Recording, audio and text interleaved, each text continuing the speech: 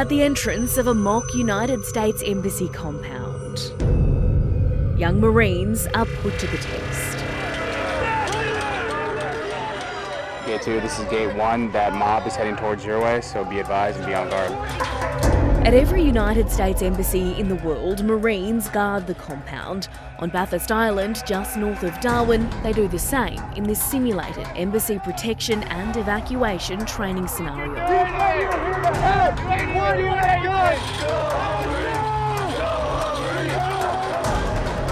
While the compound is a little different, the aim of the game is the same. It's almost this exact operation Marines have been faced with time and time again. Last year in Kabul, as the war in Afghanistan came to a chaotic conclusion, a stark reminder of how important this preparation can be. We probably do some type of a non-combatant evacuation about maybe once a year. But we can always be called upon to do it, and we never know when that time's going to happen, so we have to be prepared when the time comes. Almost 24 hours a day for a week straight, despite searing midday heat and unseasonably damp evenings, the young Marines were challenged. What we want to do is prod them and poke them over a couple of days and see if we can't get under their skin. Confronted with angry mobs, an unwanted intruder, suspicious packages, and a suicide bomber. Each day, the command team came together to dream up new ways to test them. In inserting role players and inserting that tension, it really gives them a really realistic perspective of like, hey, this could actually no shit happen. We're kind of fun with it where we like play around. We start off very small and then build up, and then like no shit, it gets like the worst case scenario, and then how do you respond? And we kill off their leadership, or we take away comms, and then they have to deal with it. 2, 1, up. With an average age of about 21, Exercise Darandara forces young Marines to think on their feet, providing protection for US citizens without escalating tension outside of the gates. I had one Marine ask, like, well, do we engage? One, he's behind a fence, so no, he's a civilian.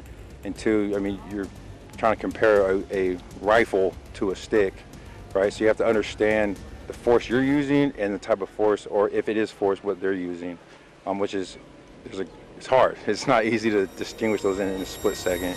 Learning to stay calm, an essential tool for every Marine.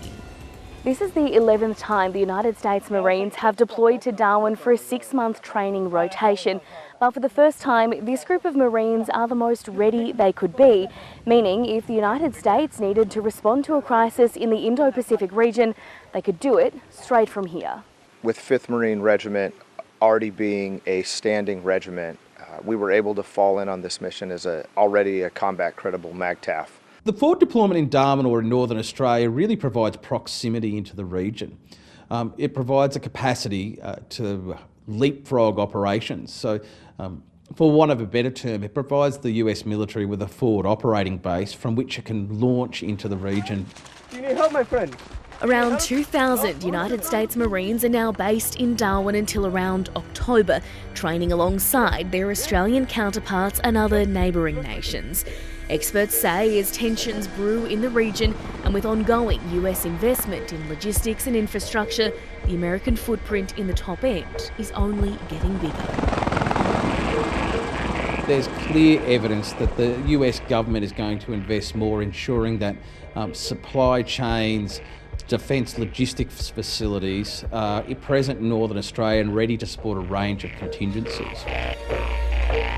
As for whether American forces on Darwin's doorstep puts a bigger target on the top end, experts say it does the opposite.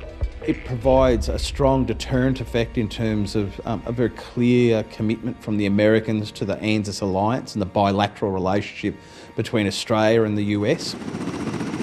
An alliance dating back decades, here for decades to come.